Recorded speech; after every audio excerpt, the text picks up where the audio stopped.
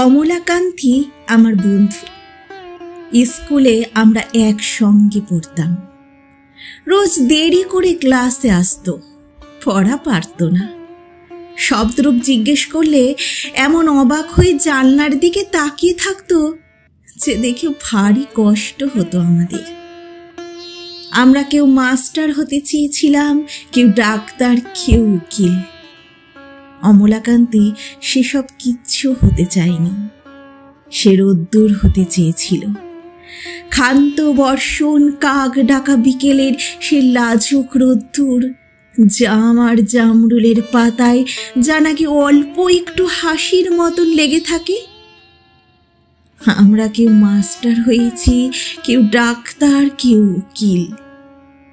অমলাকান্তি রোদ্দুর হতে পারেনি। সে এখন অন্ধকার একটা ছাপাখানায় কাজ করে। মাঝে মধ্যে আমার সঙ্গে দেখা করতে আসে, চা খায়, এটা ওটা গল্প করে, তারপর বলে উঠি তাহলে।